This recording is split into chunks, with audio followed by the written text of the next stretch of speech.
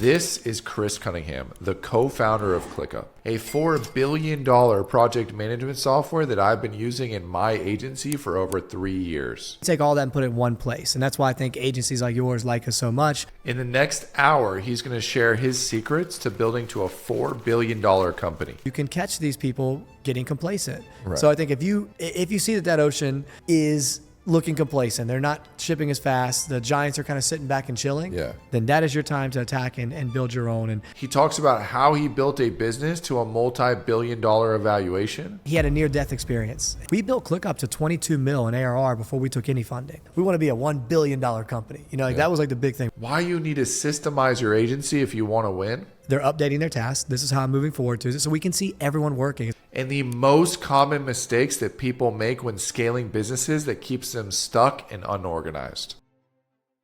What is up, everybody? Today I got a special guest and I'm really excited to talk to. As most of you guys know, I'm a huge ClickUp nerd. I have one of the founding members of ClickUp here, Chris Cunningham. I can't even begin to describe all the accolades that come with ClickUp. I mean, was it like $400 million raised at a $4 billion valuation? Just insane stat lines overall. 535 million raised. 535 million raised, just over $500 million. That's a nice accomplishment as well. I love it, man. I love it. Love where we're at, but hey, we're still a race, man. There's a lot of productivity companies, so we love where we're at, but the goal is going public. The goal is going public. We'll definitely dive into that for sure, man. But I know for most of us, obviously, I love ClickUp. I'm a big ClickUp advocate. But really quick, can you kind of recap like what it is ClickUp and how you got involved? Yeah, for ClickUp's project management software. So when most people wake up in the morning, they pull up their email, they pull up their calendar, their tasks, their docs, their goals, their whiteboards, if they're really efficient, right? Yeah. We take all that and put it in one place. And that's why I think agencies like yours like us so much, rather than have to pay for 10 different softwares, rather than have to log out, switch. Most agencies, most e-com founders, they're hustlers, right? Yeah. So I feel like we're a tool for the hustlers, but we're also a tool for major companies like Uber and more who want to manage their tool and see everything out. How I got involved with ClickUp, man, it's a pretty wild story. I'll put as high level as I can. In college, the main founder and genius is Zeb. I give him all the credit. He's a tech genius. He's a Steve Jobs type, exactly who you want, running a company. I met him in college and we were bored. Everything they were teaching us, they were teaching me like newspaper ads, and I'm like, dude, this is not the marketing I'm seeing. So we started managing a rapper, and we did pretty well with it. We went on tour with Wiz Khalifa, Mac Miller, and we were just having a ball. And we learned the power of social media. It's how we were kind of booking more gigs and stuff for our artists. And from there, we started an agency. And even though I graduated before Zeb, I went to go work at a company called Cvent. I was the youngest manager. The company went public. But on the side, we were building this agency. It was a social media agency. And as it grew, I left Cvent. And I came full-time to work for him in Charlotte, North Carolina. And we made a lot of money off the agency, but he had a near-death experience. And he was like, look, I don't want to be these guys who just grow social media. I want to change the world. Right. So from there, we created a social media app. It was called Memory. And Memory was going to compete with Snapchat because Snapchat had a fatal flaw. It would erase your memories in 7 seconds. Yeah. So we came out with this app, Memory. I thought it was going to be like the next Zuckerberg. We were getting cocky. We had news articles. And then Snapchat came out with Snapchat Memories and completely killed our business. We lost all our money. But luckily, we had, and mind you, we had moved to Palo Alto. So just like the show Silicon Valley, we moved. We were living in a house in Palo Alto, in Silicon Valley. And we were like, what do we do, man? Like that was our play, So we had built a project management tool that we called Mission Control Center, and we decided to go to market with it. And that's how ClickUp was born.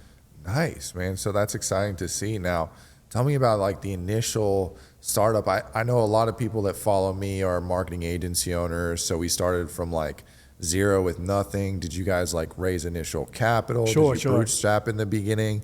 How'd you get the thing going? This is why I love talking to people like you who give real secrets to the agency, because the agency is really how we had the capital to build ClickUp and such. So even though we had stopped with the agency, we didn't like put it on pause. We're still making money. So we built the agency to where it was making great money per month. Yeah. So we had capital coming in, and that allowed us to rent the house, spend on some marketing, have salaries for ourselves. Right. So our goal was, our play was that we had the agency, and then we started building software with the agency making money. And then once the software became profitable, we just sold off the agency.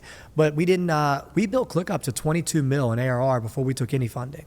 Really? So but again, we had some money ourselves. So Zeb probably took. Wow. I think he put about 1.5 million at the beginning, and we We went through that. And I remember him telling me like, yo, we're running out of money. And I was our first sales rep. And he's like, it's getting to the end. So I'm like, man, you know, I'm really like, I'm racking my brain. How can I keep us alive? You know, and that's when I closed Home Depot, our first logo.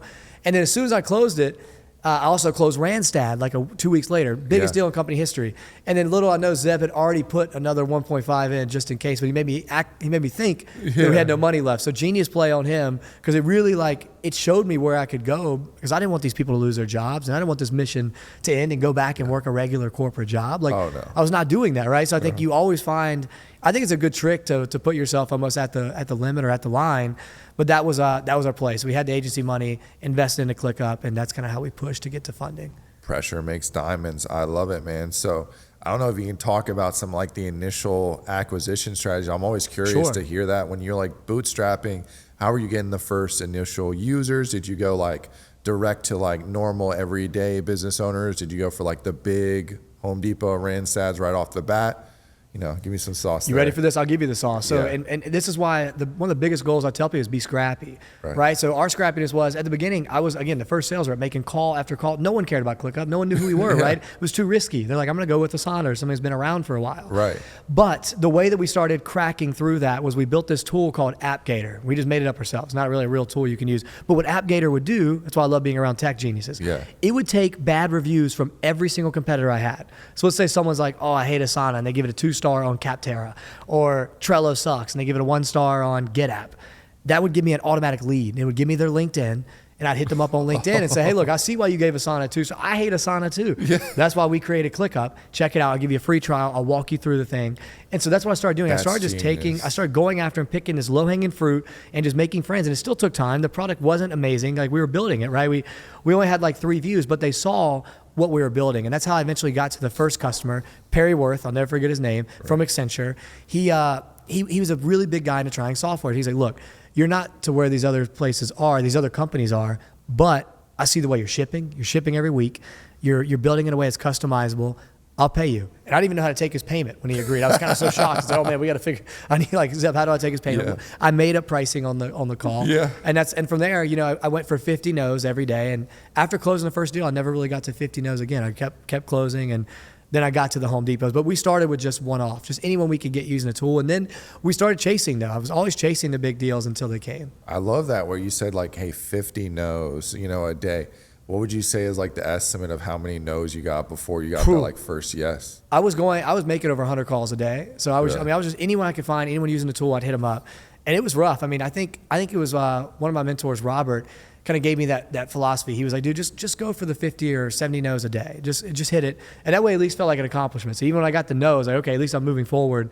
And I can be done with my day. Because we were working crazy hours back then, 7 days a week. Again, we lived in the house. Like, what else were we going to do, right? Like we all our money was burning. So if we didn't deliver, it was right back to the old jobs. So I think putting the pressure on ourselves, setting goals, and then we had stand-ups every morning. So in the morning, I'd say, okay, hey, you know, I made 50 calls, I wrote 3 blog posts, I sent out, 100 cold emails, whatever it may be.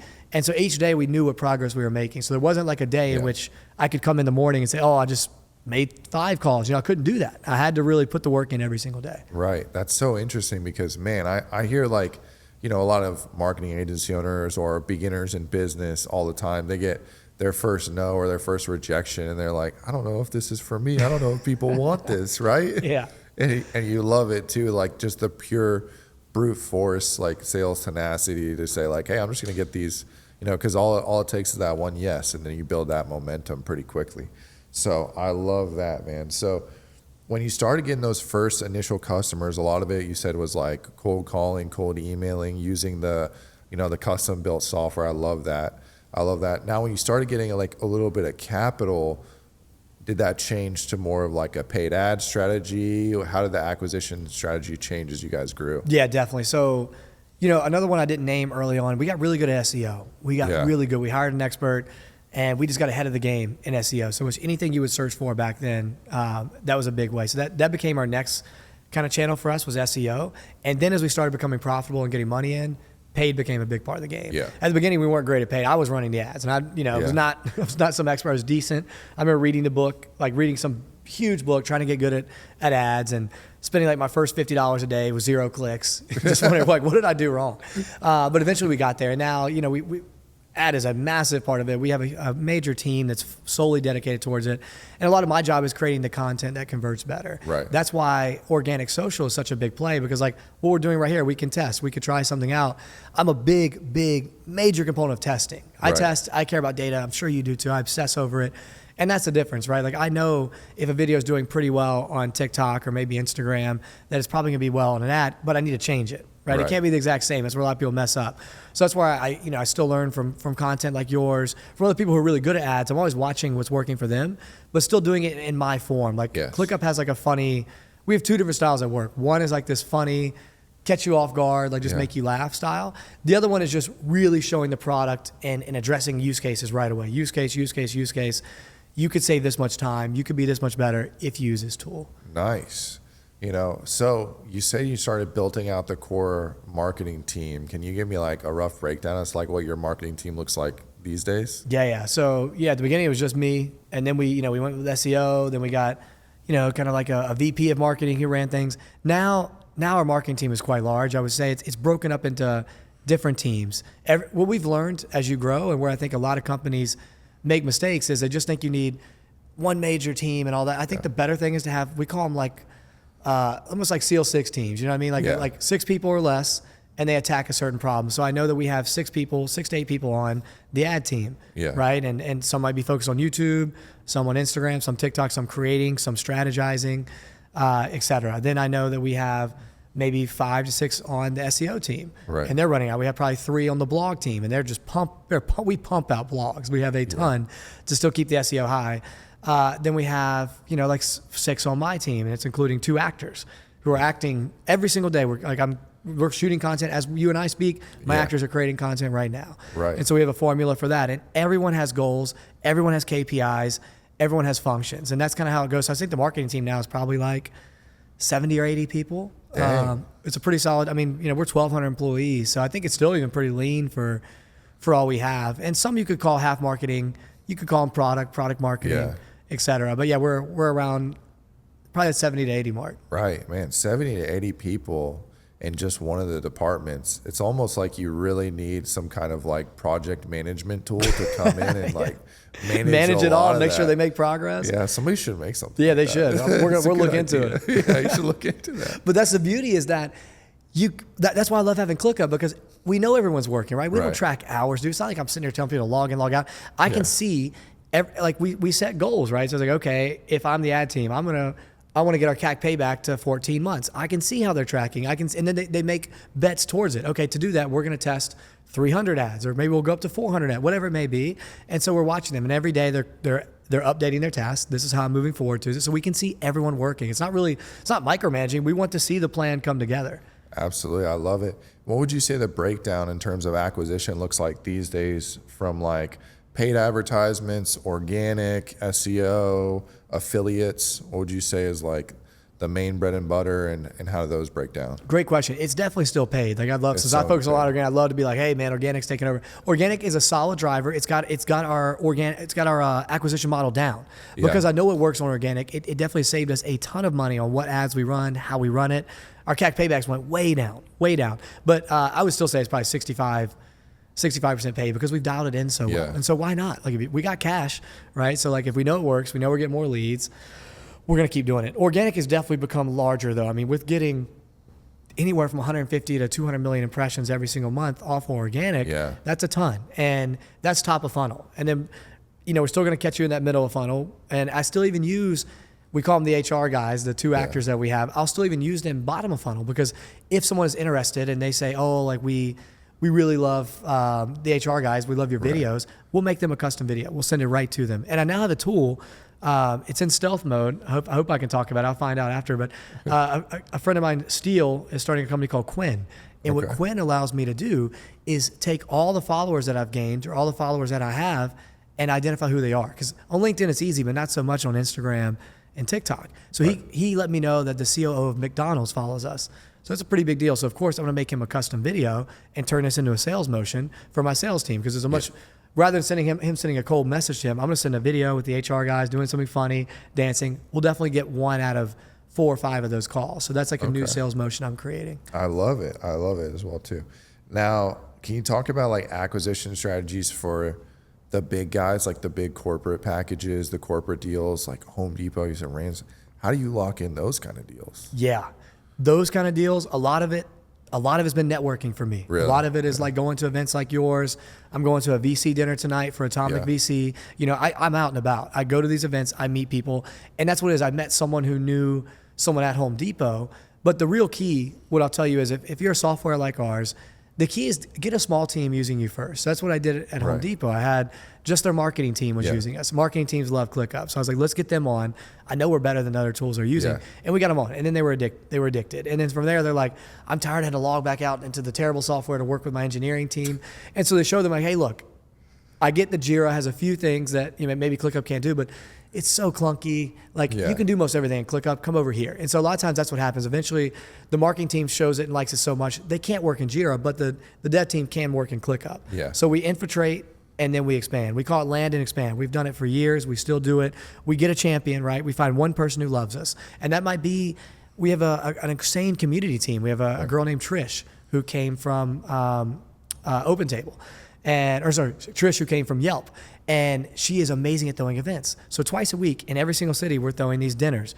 Very high end, very nice, very targeted. So these are people who could become a ClickUp champion. We take them out to a nice dinner. We show them the product. We show them what we're building. We ask them what they want. If it's something we can build, we'll build it. And then from there, we're coming back and say, okay, what is it going to take to get your team to try it? And then once we get the team to try it, what about the whole company? And we'll make deals. We'll wheel and flow, whatever it is. We want more people using ClickUp, so we're not afraid to attack. I love that, man. That's so important too, because you said that one of the things I've already picked up on you is like you really get that feedback point from your customers, which I feel like is really important, right?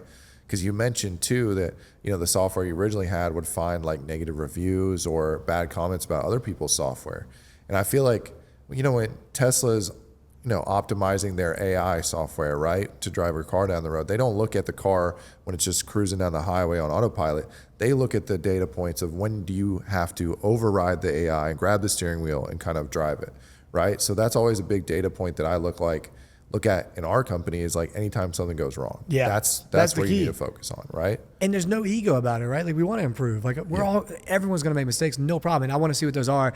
But I'd rather be an agency who addresses it, jumps on it, then ignores it. And it's like, because there's so many who do that, right? And saying you have to attack, you run to the fire. Like I heard that from a podcast I was on the other day. Kyle Coleman, big CMO, he's like, run to the fire, like figure out the fires, be the person who fixes those, like get excited about fixing things. Absolutely. Because I know as a business owner myself, and I know you can attest to this, it's like you're not guaranteed to make money in business, but you are guaranteed to go through a ton of fires. You are. Sure. So learn how to enjoy them, because you have the mindset's everything, right? So you can look at like, oh man, I have another problem today. Like, okay, I'm excited. I have another problem. It's gonna make me better than my competition, because it is. The better you get at fixing problems, the better you are in your competition. So get excited about them. And as a high-ranking member in any company, your responsibility is to solve the problems that nobody else can solve, which is really forces you to level up personally, like on your skill set levels. But as a founding member of a big company like that, I imagine that you have to be the one and go in there and fight the fires that nobody else can fight, right? Or that 100%. Nobody else understands. So you get the most complex, difficult problems in the business. So the beauty is you get the training in the early days, because there is no one else, right? It is like at the beginning, it was just us four, and it was myself, Zeb, Alex Shirkowski, co-founder, CTO, and then Wes, and us four started from nothing. I remember drawing the logos on the board, but anything that came through, we had to figure it out. And you don't always want to run to Zeb, the CEO, and ask a problem. You get better at fixing problems. So I think that's the best skill I had. Those days were hard, right? Waking up every day, but probably the best training you could ever have. And that's why I recommend to everyone, like jump into some kind of startup, jump into an agency, and start trying to fix the problems, because you'd be shocked at what you can start putting together. And with today's world, it's even easier, right? With AI and everything else. So you really have no excuse. It's really just effort, time, and being a little bit relentless. Absolutely. And I want to shift gears a little bit to talk about something that I've noticed you on other podcasts talk about this. I thought was pretty interesting. And it kind of reminds me of like the early middle days of Facebook, where they would either buy a company that had a specific feature that they did not have and integrate it, or they would go in and basically like copy the feature and functionality and bring it in-house. What is your like balance between buying and acquiring these other companies that have features that ClickUp maybe doesn't have versus building them out internally? What's kind of the strategy there? Great question. For us, we love acquiring companies, but Yeah. but we love acquiring. It's not just to take their feature and put it in that's what I actually thought too. Like when we were first buying the companies, oh, we're just going to take their feature and put in ClickUp. It's actually not that simple. Right. What you do is you find a good team, awesome team that's built something amazing, and maybe it might be tough in the long run. Maybe there's just some giants that might be tough, or they want to come on a different mission. And so we come to them and say, hey, look, you can keep fighting. We respect what you're doing. But what if, we give you X amount and then we acqui-hire you? So we're looking for a team that's probably like 4 to 9 people. They've built an insane product. They're killers. And we're really buying them to come into ClickUp. Then they're going to rebuild that inside of ClickUp, because once you've built something once, it's easier to build it again. That's what we've learned. So the way we go about it is, most of the time we will find someone who has like for whiteboarding example, we bought a tool and then we had them rebuild it inside of ClickUp. So we bought like Ryboard, I think it was. We had them rebuild it inside of ClickUp. And that's kind of how we do it. Same with Slapdash. We purchased Slapdash for search, and then we just had them rebuild inside of ClickUp. So now not only do we get that product, and maybe just 4 to 6 months later, we also get an incredible team that knows how to ship. And then we put them on another project, And so when you look at ClickUp now, a lot of our best employees, when I look at the top employees that are rising, they came from these companies that we bought. That's smart. So it's not just about like the feature acquisition, it's the actual talent acquisition too, at the end of the day. Because once you get to like a certain level, your job is like a high ranking member, is like talent acquisition, right? And a 10x developer, is way more valuable. Like a marketer can be maybe 2, 3x, but a developer can be almost 10, 100x. One good developer can outwork 50, and that's what's kind of weird about that world. Different that I've learned is that, so when you find someone who's really good at building, we make sure we get them. And think about it, they've already built something that was successful, and then maybe they have really good product marketing. Like there's one we haven't announced yet, but we bought them and they have amazing product marketing. So now we know that we'll up level our product marketing. So rather than go and try to hire 3 or 4 people, sure, we put out a little bit of expense, but we get this great team, great experience, and you just can't buy that. And the time you get back is incredible as well. Absolutely. So that's really interesting too. I definitely wanted to talk about, raising funding and getting, huge sums of money dropped on your lap. Like you said, you guys had a Series C for $400 million. That was a $4 billion valuation. Yes. Correct? What's that like, getting $400 million? Is that like just dropped in your lap at once in a year? You got to figure out what to do with it. It's wild. So I'll take you through like our raising. So we weren't going to raise because we were already making good money. And we're like, look, we don't need to. I don't want these people coming in telling us how to work, But the first guy who came to us was David Sachs from All In Podcast, co-founder of PayPal, just straight legend. So we're like, we'll take his call. Yeah. So we talked to him and he said, hey, look, you guys remind me of early PayPal. You're scrappy, you're hustling, you're making great money. I know you might not want to raise, but he's like, if you want to fight these giants, you're going to want to take my money. So I'm not going to take, that much of your company. I'm not going to like direct you too much. I'm not going to come in and mess up what you're doing. I want you to just keep doing what you're doing. So we raised Series A. And, I think that first one was like 35 mil. Right. And so we raised 35 mil and it was awesome. And then within 3 months, we had spent the money so well, so smart, and we had drove up sales so much. He comes back to us and he's like, what do you really want to be worth? Because you just did an incredible job. We were like, we want to be a $1 billion company. That was like the big thing, $1 billion. Like that means we've really done something. And so he goes, all right, I'll be back in touch. In like 3 days, he's like, all right, how about 100 million at a 1 billion valuation? After 3 months of just raising, we're like, we didn't really need the money again, but sure, let's do it. Yeah. So that's when we really raised. That's when we really started to grow. Spending more money, getting a nice office, and all that. Then, as the markets were looking like they might turn, that's when we raised again because we didn't really need to raise. We had plenty of money in the bank. Right. But we were like, hey, look, we don't know what's going to happen. This might be a very big downfall. Let's raise again. The markets are hot, right? So that's when we raised $400 million at a $4 billion evaluation. That was, I think, the biggest in the space at the time. Yeah. So that was insane. $500 million. Yeah. So to answer your question, it's not like we were smarter. I think we did do a Super Bowl commercial, and maybe we shouldn't have done that. We learned our lesson. That's pretty hard to get your ROI on. But did get our name out there. A lot of people saw us, and that's what we wanted to do. We blanketed all the U.S. and even outside the U.S. with billboards, with wrapping the buses. We wanted everyone to know who ClickUp was because we knew our software could compete. So that was a strategy. Now we still have plenty of money in the bank. I think some people say spend it like crazy when you get that money.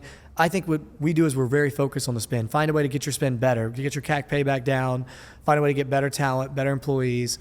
Okay. Got to be smart with it. It's a lot of, I know the office probably wasn't cheap. It was a lot of marketing that you seems to spent in. Marketing was massive at the beginning. We did a lot of marketing, but it's a lot of also, and it's also those companies going in and strategically getting those companies. So now we're set for a while, right? Because we get really good employees. They don't leave. They know that, I mean, they want this mission too. They want to go public. We get those people that are hungry. They're not just here to wake up and work 9 to 5, right? They're chasing something. Right. And so I think that's what makes ClickUp really different is everyone in that building, they're working hard. Again, we're not like trying to ask for crazy hours, but a lot of people end up doing it anyway because they see the mission, they feel good about what they're doing. Right. And when you raise money like that, is it literally just dropped on your lap all at once, like one big wire transfer and just boom in the bank? It comes in. It comes in just right. I mean, you obviously diversify it if you're smart, but it comes in. It's a wire. I remember the first time seeing it, I was like, oh my God. I mean, like, what? I've never seen anything like that. You're probably sitting there that day refreshed. It's like, wish this was my account, but that's why we got to go public, right? Right. But I mean, it's one of the coolest things ever. I think, and you always got to take a moment to celebrate times like that because you work really hard. And I think that's kind of the secret to me. The secret sauce into doing something crazy is pushing yourself beyond belief, but then also rewarding yourself along the way. Like treat yourself, do something you love, take a trip with the team who did it, do little things like that. Because if you don't, then it's hard to take the time and then go back in and work hard again. Absolutely. You'll burn out. I can respect that a lot too. As somebody that's like, I've never taken a vacation in my life ever. You haven't done it ever? I'm 24/7, 365. Never left the country, never taken a vacation. What? I know, it's crazy. I do want to pass that too. I think. I mean, look, I respect the hustle, but at some point, I think it's good to reward yourself because you think you're going to get behind. And look, don't think when I go travel to Bali and whatnot, I'm still getting on in the morning. But I will do a good job of like, okay, all my tasks are moved on. Everyone's good. I'm going to go enjoy the rest of the day, right? Because it's hard for me to let go of that laptop too. Like I love moving things along. But yeah, I challenge you to take a vacation. So you'll come back a little clearer. You'll have some new ideas you never thought of. Absolutely. Now I just place like, events are like my fun little travel That's time cool, for sure. That's a double up because now you get to reward your people and have some fun with them too. I think it's good to break bread with them. Absolutely. So, man, that's pretty exciting as well too. Okay. So, it sounds like capital allocation when you get big sums of money like that is really important too. Because I've heard stories of like, companies raising a lot of capital and then blowing it, or like many have all of it on like a fancy office, or the stuff that's not necessarily crazy. I know you guys did set up an office, but we had an office, not even that much spend, because after COVID, they're not that bad. So it's actually been a pretty good cost. Actually, we got it like during the time of COVID, so it wasn't that bad, and we've kept it pretty good cost. But you do need to be smart. You need someone running the money who's really good, who's planning ahead, thinking years ahead, because we never know. Like anything can change with markets and stuff, and you need to make sure you can also always stay alive. Oh, absolutely. I think that's pretty interesting. Okay.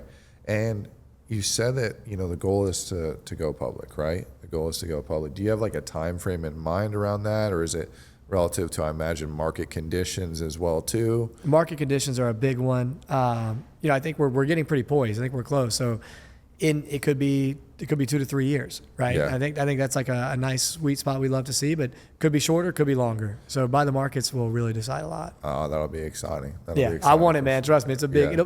Ringing that bell is a dream I had. Like when I worked at Cvent, I saw all the execs, ring the bell, right? And I thought, man, that's the coolest thing I've ever seen. Like I want that. Yeah. And now seeing it's very real, it keeps me alive every day. Absolutely. So tell me a little bit more of like, you have these big dreams, especially with software, right? A lot of people, especially in my space, like the agency space or, online digital service-based businesses, the gold standard, it seems, is like a software company. The crazy evaluations, the crazy exits, the going public usually seems to be seen in a software company, right? And everybody wants to start a software company, but the success of them is very minimal. Very minimal. It's very minimal. It's low, right? low. So what's your thoughts on like all these guys that you see are like, hey, we just need to start a software. We just need to start a software. If somebody that's, literally built a very successful software company. I'll give my real advice. Like not everyone should build a software. And that's not being mean. That's not trying to down anyone. Like Zeb was the guy to build it because he was insanely passionate. He was the guy to build a software. He always knew he was going to build something amazing, but he really obsessed over the problem. So unless you really see a problem that you're passionate about, that you feel like you could dive into for 10 plus years, 15 plus years, because think about the longevity of seeing an exit in a software is way different from an agency. An agency can get purchased. An agency can get to a lot of income pretty quickly, right? So I think the way we did it, and it is one of the better ways of starting an agency first. Like get really good at that because you need those skills. We use a lot of skills that we have in an agency into building a company, right? So start with the agency, and then if you find a problem that you're passionate about,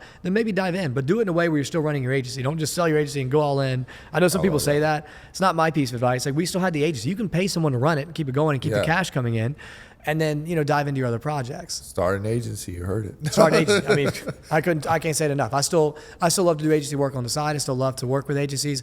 Agencies are. I feel like ClickUp was almost accidentally built for agencies because we built it for ourselves, early on, and that's kind of why I think agencies love ClickUp so much. We love agencies. We love supporting them. Also, I love seeing the different work and the different people who come up. You, the Eddies, the Ravi, like, there's just so many cool people who I get to meet because they really become strong founders in this game. No, absolutely. And I know too, is like my transition from, typically when you start as an agency or like a high paid freelancer, right? You're just, a high paying job, right? And then usually the big transition, especially as, hundreds of agency owners come through my programs and I help them dial in their systems and processes, when I really show them ClickUp, it's almost like the transition from that, hey, I'm a high paid freelancer, to now I'm building like a business with systems and processes, which is, very important to actually like starting to scale up to that 50, 100K a month plus.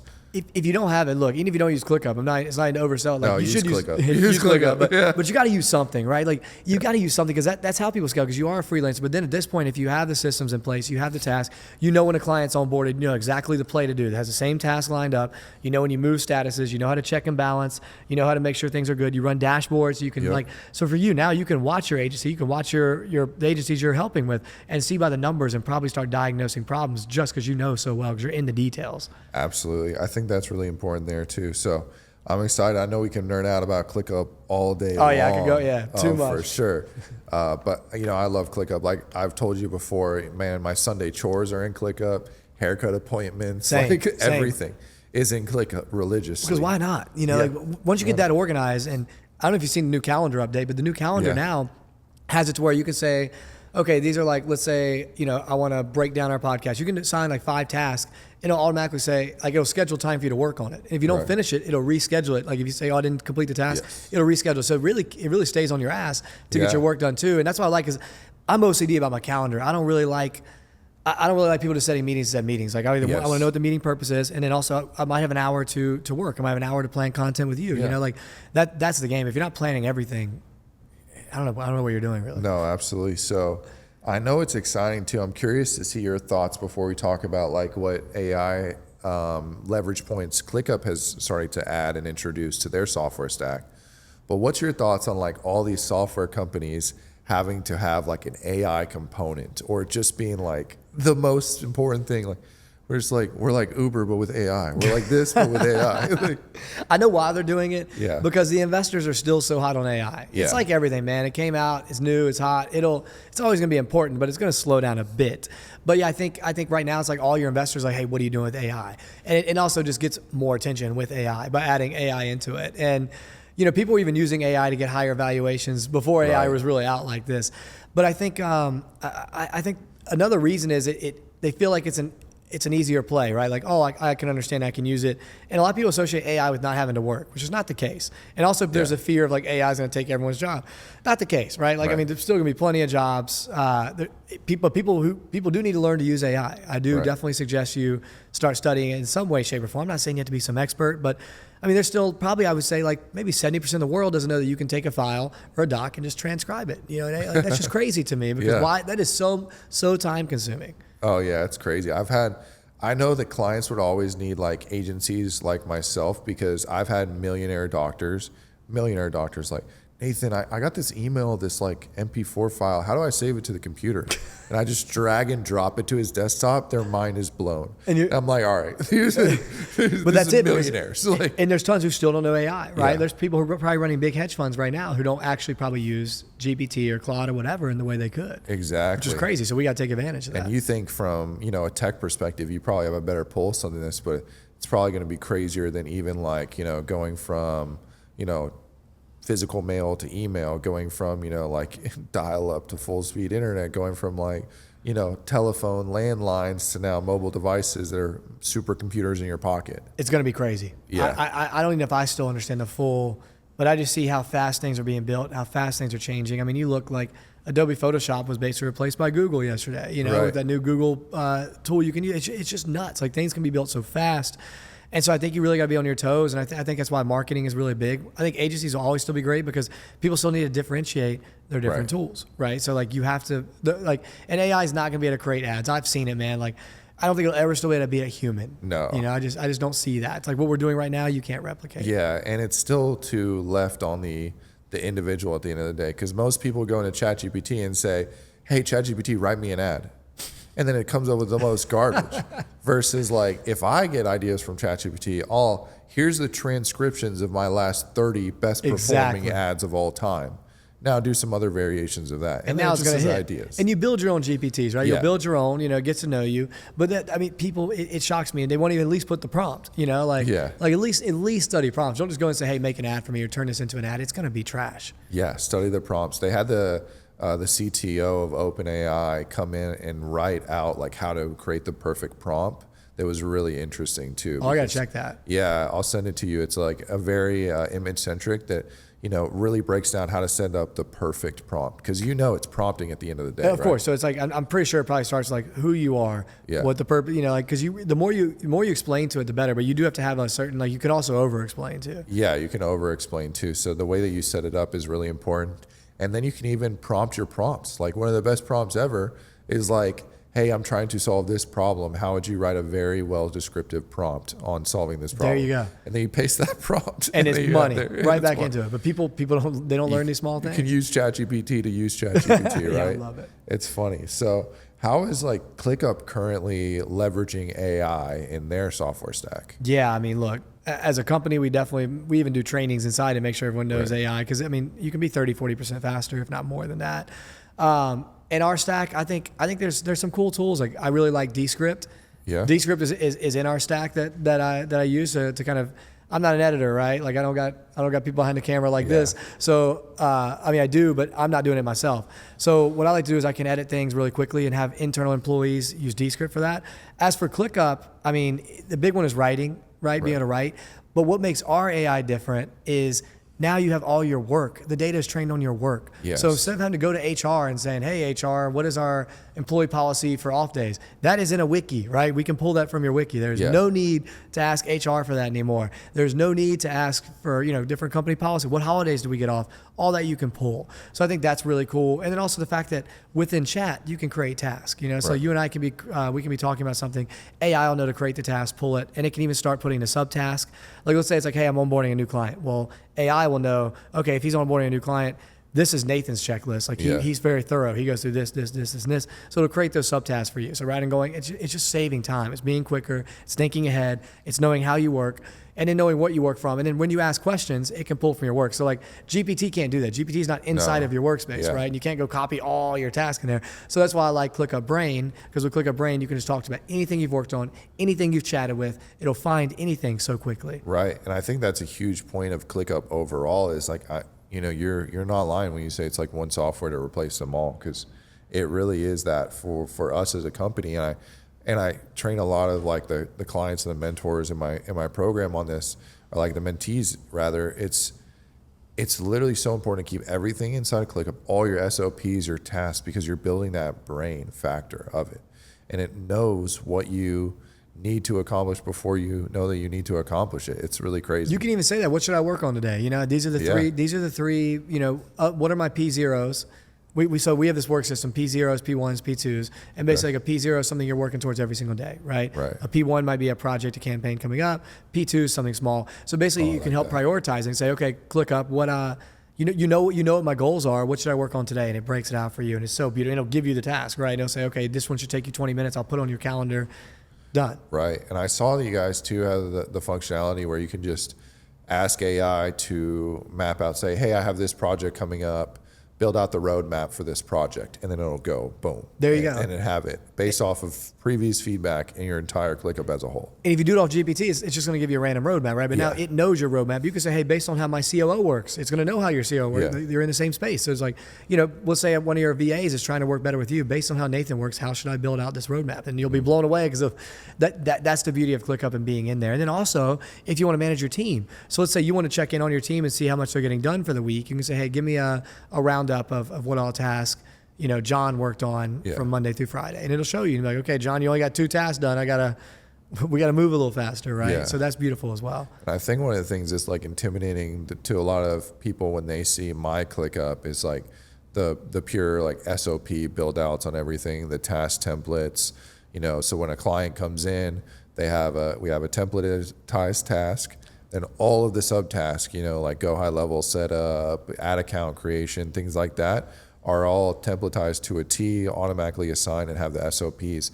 So I think that can look a little bit intimidating to a lot of people, but when you have the AI functionality as well, it can help write some of those SOPs and you want live it to. in there, right? You want it to. Like, why waste time when it's already seen it and understands the steps that's been taken? So now, like, that's one of the best advantages we have is like you should never really have to take too many SOPs. Again, you do the work, turn this into an SOP for me. Like that was a lot of especially large companies spend a lot of time building these SOPs. No, absolutely. So I know we can nerd out on a lot of the AI stuff. I'm curious how you feel about a lot of these other companies feeling the need to like jack in a lot of like AI functionality and features. Where are you guys at as to like just, pumping out everything AI related versus focus on like quality stacks? I'm glad you're asking this, man. I think a lot of people are just pumping out these AI features, but a lot of the companies that are just a feature are in trouble. Right. Because other large companies where everything is already hosted will build these features. We just released, note takers. So now why not have a note taker that's already in your work that can assign you tasks from the notes, right? Why have it somewhere separate? So I think these people who are just also building something AI to build it are in trouble because you need to build with a purpose. You need to build for something that solves and something that does the next step and is long term. And I think that really ClickUp was ahead on that. And that we tried to build one after play small. People told us we were wrong at the beginning. They told us to niche down. They told us it was cute. But now I think a lot of people are doing what we're doing. You can call it a super app. You can call it whatever you want. But giving people more value and putting more things together is now valuable in AI because it talks together. Yeah. And with the note taker that you guys have built out, is that like similar to like a Fathom or Otter AI where it'll like watch your Zoom call recording? Yeah, I got to send it to you actually. We just came out with it. And the cool part about ours is it doesn't even have to, you don't even have to show up. So let's say you're like, I'm going to miss this meeting. It'll still show up for you. It'll take the notes. But the difference is we can actually set action items afterwards. We can say, okay, hey, from that, at the end of the meeting, let's say we're like, hey, I'm going to get X, Y, Z done. It'll go put each task and create it for you. And if you even say the due dates out loud, it'll do that as well. So that's pretty crazy. Because that's what I'm doing on a lot of my team meetings is I'm like, hey, create that as a task. Hey, create that as a task. Hey, update this SOP. You're going to love the note taker. It's so easy. Oh, yeah. Ours is like simple. It just turns right on. I'll add it to yours. So how complex was it to, build some AI functionality like that? Did you guys have to build your own LLM from scratch? Did you integrate with a previous software? Yeah. So for our overall AI, I know that we integrate with OpenAI. But for some, we're building our own for different parts. But the good news is man, there's a lot of great AI engineers. We're really doing our due diligence to find some of the best ones. And a lot of these things that you've seen built by ClickUp were sometimes just built by 2 or 3 people, just really on a mission.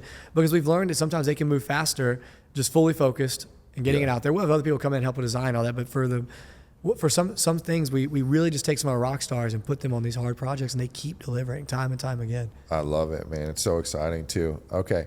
Now, I know with AI, especially in the software stack, you knew this, right? I've heard you talk about this multiple times. You came up in probably the most competitive software space, right? By far. What's your thoughts on people that say, hey, you need to have a blue ocean strategy versus if you go into a competitive market, there's already people making a lot of money, so there's money in that market. What's your thoughts on blue ocean versus like red ocean strategies? I think a lot of people are afraid to jump in to something that's already crowded. I think they're terrified of it. And that's advice we got from even pretty big founders and advisors. Are like, hey, I wouldn't jump in that space. There's already so much money. There's already so many. I mean, there was probably 500 plus tools in project management. There were probably like 30 that are considered giants, right? So like where are you going to slide in? And I mean, had we listened to them, we'd never be here today. And I'm not saying everyone should do it. I'm not saying everyone can do it. But I really think that if you find a difference, and sometimes there's an advantage, and the advantage to us is that everyone was doing things the same way. So we're like, if we come in and we build it, we make it completely customizable, we have a new look and feel, because it's very hard for software to go back and revamp and rechange everything, right? So for us, it was kind of like we're starting from scratch. We can do that. So it's definitely possible. I like it. Would I do it every time? I don't know. It's definitely a journey. But I think that a lot of times you can catch these people getting complacent. Right. So I think if you see that ocean is looking complacent, they're not shipping as fast, the giants are kind of sitting back and chilling, then that is your time to attack and build your own. And of course, you need to build a moat. You know, those things are definitely important.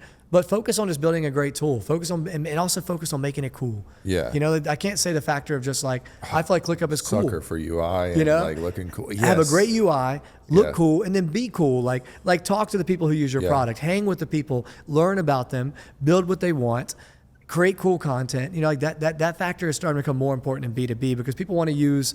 It's like Apple versus IBM. You know, when they came out, you know, or whatever. When in early, Apple versus Mac versus Windows back in the early days, right? Like it was a big battle. Mac was kind of the new cool. They felt cooler. They hung out. They're in the scene, and I think that's something you can't really. That's not talked about enough. I love that too because I came into the marketing agency space, you know, just a couple of years ago, like it seems. So it was already super saturated, right? It wasn't like Facebook ads in 2016, which was like golden mine. Yeah, gold. Right. Ty Lopez when he's coming out with SMA programs, and it was just printing money. You could get clients for like 10, 20 bucks. It was insane, right? But I know from my ads perspective, I just knew, okay, there's already people in this industry, in my niche particularly, which was like chiropractors, right? And I knew there was a lot of high level people in this industry. I just have to be better than them. I have to film better ads, get better creative, better fulfillment, better product. And that's why we were able to like really come in and squeeze out a lot of these clients from a lot of these big guys, right? And what'd you do to get better? Because that is the key. What are some things you focused on early on? I think it's pure volume, right? From a marketing perspective, right? It's just, you underestimate the volume it takes to get better. Like you mentioned earlier, like, hey, 50 to 60 to 70 no's a day. The pure volume it takes to be successful. So for us, marketing agencies, the first thing you got to do is get pretty fucking good at marketing. You got to get good. Right. So I just literally filmed ads every single week. And I didn't have anything crazy or any special skill set. I was blessed with ads. Like I got into this industry. I was working in a chiropractic clinic. I was going to be a chiropractor. I didn't know that. So I was working in this clinic, right? And a little thing called COVID-19 happened, right? The clinic ended up, being pretty successful regardless. And I had my mentor who was the owner of the clinic. He got COVID and he passed away. Oh my gosh. Yeah, it was absolutely terrible. insane. Right? Yeah, I appreciate that. So when that happened, obviously the clinic had to shut down. At the same time, his cousin came to me, who was another chiropractor, and he said, "Hey Nathan, I'm working with this marketing agency. They're dropping the ball. The leads are all over the place. You're a smart guy. You want to take a look at it?" Now, at that time, I probably couldn't even spell marketing, right? I had never done anything with marketing before in my life. But I took a free Google Ads course online. No joke, free Google Ads course, and I made that guy $40,000 the next month. I am not joking. That's 100%. Incredible. And I was like, wow, either I'm a super genius in this or these other companies suck. And I think it was a little bit of both, right? Yeah. I think a lot of people do, but that's I think everyone has in their head that everyone's so great. It's like they don't have to be. And if they are great, you can become great too, But it does take time. It does take learning. It does take, or just go to someone who's already done it before, right? Yeah. Like that's why I love that you offer. I love the name, dude. Steal My Agency is great. You literally just you can steal it. I'm not even fighting you on it. Right. I'll give it to you. Absolutely, which I think is powerful too, because I've seen the power of ads. It changed my life forever too. I had that story with the free Google Ads course. When I launched my first Facebook ad ever, right? I was at like $5,000-$10,000 a month, I had a handful of clients. I got with a mentor of mine. The first thing he said was run Facebook ads. I was like, all right, I'll figure it out. I shot, edited, and filmed an ad. I launched it. I spent $140 before acquiring my first client that paid me $1,750 a month, and it's still with me to this day. No way. I swear to God. So it's like, it was crazy. So most of your clients are chiropractors. That's the game you're going after? Yeah. Well, we built up initially on the chiropractors. That's a huge niche too. Yeah. So I built that to about $150K a month, right? And, you know, you hit a little bit of a glass ceiling in a traditional SMMA, like a local business, $2K a month clients. So I've earned the right to, you know, charge bigger ticket retainers now. So we do like $5,000 to $10,000 a month plus 10% rev share deals. Smart. And that's you know, because we've earned the right to progress as a marketer to be able to charge that. But it's been it's been a fantastic journey, but it comes down to back to like kind of the initial question, which was just pure volume, right? You have to be better. So I remember filming ads every single week, new ads every single week, pumping them out every single week, constantly having new creative, because I felt like that is what I can do to, you know, not only catch up to these other guys, but surpass them. And so for chiropractors, do you shoot their ads as well? Or do you just... So what we do is pretty unique, right? We were able to disrupt a lot of fulfillment where, you know, a lot of people just do these like BS Canva graphic ads. I've seen them 100 times, right? Or like the pictures and it just like is moving a little bit. Yeah. It's They're so bad. Cheesy. So what we're able to do, and what I teach a lot of people in the program, is we have a hybrid where we create UGC style ads for the chiropractors, but we teach them how to film them on iPhones. Got it. So they send us all over the footage. Our editors chop it up. They overlay it with like the TikTok text-to-speech voices. So we can have 70-year-old docs film ads on a toaster and it performs. That's incredible. And it's much more scalable too, because like, you know, if a chiropractor or a doctor films one ad, hey, it's Dr. Mike, come in, new patient special. You can only really use that one ad one time. Yeah. Versus if they send us all the clips, hey, we need clips of this, this, and this.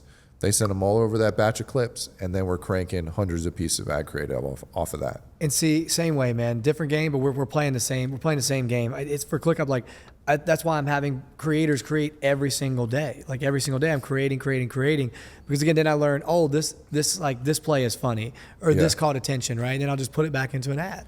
Right. Same way, and the same with ads. We're running tons of ads, man. We're always creating as many as we can, and sometimes it's with UGC, sometimes it's with our creators. Sometimes we even try people around the office, employees. You know, we're always mixing it up and try. I agree with you 100%. I think volume but the beauty of that is most people won't do the volume we do, and so we just keep winning, and that's fine. Because you said a stat earlier that you guys are pushing like 100 to 200 million impressions. Dude, we hit the goal that my COO gave me, and at first I thought he was nuts, was 200 million impressions in 1 month.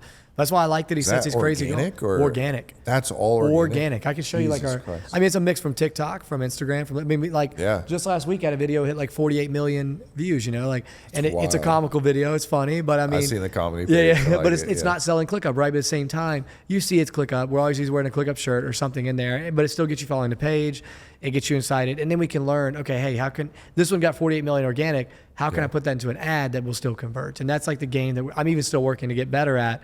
But at least I know I know how to stop the scroll and to keep people to the end. And I think that's so important too, because especially from a nerdy advertiser's perspective, think about the ad dollars to get 200 million impressions in a month. It's a lot. That's tens of thousands of dollars, maybe hundreds of thousands. Maybe of hundreds. Dollars. I think hundreds of you. Hundreds. So the beauty of that is I'm definitely not spending that, right? Yeah. So again, it's finding a way. Then it's fully capitalizing on it later by using tools to go back, hit the audience.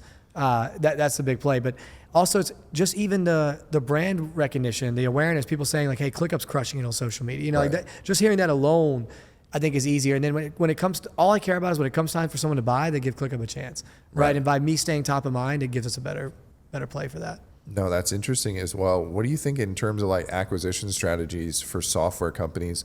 I've heard a lot of people say from paid ads, hey, you look to, break even, or you look to even, get, even like less than the cost to acquire a customer is like a few months of their revenue, right? So they're either trying to break even or even lose money on the front end with ads and acquisition. What's your thoughts there? And can you speak a little bit about that? Yeah, it's a great one. Look, we're willing to lose money, right? But we don't have to, right? I mean, the LTV of ClickUp is so different because most people are with us years. And then, like I was telling you, we'll land and expand. So it is worth me losing money. But that doesn't mean we still like to do it. The way we look at it is like, okay, how long do we spend until we make our money back? And, most companies at our size, on average, it's around like 25 months or something. Right. But for us, we've gotten it down to under half that, so we can get it back in maybe 12 months. And that is ideal for us. So that's the play we go at ClickUp. I don't expect everyone to copy that play, because sometimes for most businesses it doesn't make sense. But for us, the LTV of a customer is so valuable, so we're willing to spend. I love and it. we're willing to lose, but at the same time, we really want to keep adapting and try to get to where we're profitable. I know so many people are like, oh, man, I put $1,000 into Facebook ads. I didn't make $100,000 yet. This doesn't work. You're down. I mean, I'm sure you have months where, even though you're an ad king, you still have times where you lose some money, right? And it's all good. Or we're willing to even like break it on the front end because we know our LTV is so high on the back You'll get end. it back. You'll get it back. You'll get it back. What, do you do any lead magnet games or any of that? We play around with a couple different things. Yeah, right? I'm just starting to play around. That's the only reason I asked. I'm starting to play around with it. Yeah, we play around with the, there's a couple different trends these days too. There's like the low ticket funnels, the challenges. The challenges is the hot thing I keep seeing. Challenges to webinar. Are insane. I've never seen money pull through in such a short amount of time like challenges. And the challenge works like, it's like basically you say for every person who does X amount or whoever wins gets this money. Is that how it works? Yeah, it's essentially just kind of like a multi-stage webinar with like a little bit of accountability component to it, right? So you can do like 5-day challenges with different webinars that drop on each day, and it's like really engaging. So there's accountability, a community component to it, and I have obviously some of the best nerdy friends. Like I know the guys that built all the funnels for these challenges and run the ads for them, and they are producing tens of millions of dollars. Maybe we should run one, bro. We need to look at Yeah, there you go. I mean, I've heard it from a lot of my friends too. Yeah. And these are smart people as well. So like I'm going to look into it a little deeper. So do you give them money at the end? Is that what the challenge is? Or is the challenge part like if you're just a challenge to show up each day? Yeah, so it depends on the niche, the offer, and a couple different factors, right? Sometimes they even pay into the challenges in the beginning. So it depends on what it is you're pushing, right? If you're pushing like an online digital service-based business, like, hey, start an agency and produce that challenge, that's a little bit different. With software, it could be a little bit unique too, where you maybe give them a free trial on the front end, and then whoever gets to XYZ goal, they get a little back end or something like that, right? But I've never seen, like nowadays challenges, I've never seen such an amount of money produced in such a short period of time like challenges. All right, I'm running one. I'm going to tag you in it when I do it, bro. There we go. Why not, man? Let's have some fun with it and try it, right? You absolutely. could do a chiropractor challenge. Yeah, absolutely. There's, so there's your traditional marketing funnel. There's the challenges, the webinars. I imagine for you guys, probably a lot of your ads is direct to conversion on ClickUps, right? For the most part, yeah. But I want to do more webinars, and I have a lot of fun with LinkedIn Lives. I know it's probably not the hottest or sexiest thing to bring up on here, but LinkedIn is a cool place where I know who joins, I know what company they're from, and even if I just get like 40 people who show up, those are 40 pretty valuable people. But LinkedIn also puts it in the feed for the next 2 weeks. So if 40 people show up, it means probably like 250 will see it. And these are pretty high-end people that I can message later. So I love it. Yeah, I do the LinkedIn Lives a lot. You should too. I know, man. Well, we can talk about nerdy marketing strategies all day long. I know. Well, I could talk to you all day as well. We're both in Miami. We'll run it up. I wanted to kind of summarize really quick. So, what's next for you, Chris? What do you work on these days? I know you mentioned previously you had another company you were thinking about. Like, what's next for you, Chris? Yeah. I think for me, obviously, I'm with ClickUp until we go public. That's my number one mission. Yeah. But I do like to help and consult some people on the side for social media. If someone's at a tech company and they want to get better social, I've seen it. Like I have good processes. So I'm going to start finding ways to help others and give that out more. I've jumped on the board of some companies. I'm on the board of a company called ChatSheet. And I joined the board of this company because the CEO, Anson, is just pushing like I've never seen. His dev team is cracked. Yeah. I mean, they're just pushing out things I've never seen. So this essentially can take things that would take 10, 100 different VAs to do in a Google Sheet. They can do it instantly, and it talks to different language models. So if you want to use Claude, if you want to use GPT, it can sift through it. It can humanize AI, so you can come in and all these different things that you thought you needed sheets or tons of VAs, you can do it with just one program and talking to it by saying, okay, in column B, I want to take all my YouTube videos. In column C, I want to see all the comments, likes, whatever. It can pull that from you. And all you have to do is talk to it. So the beauty is you don't have to code.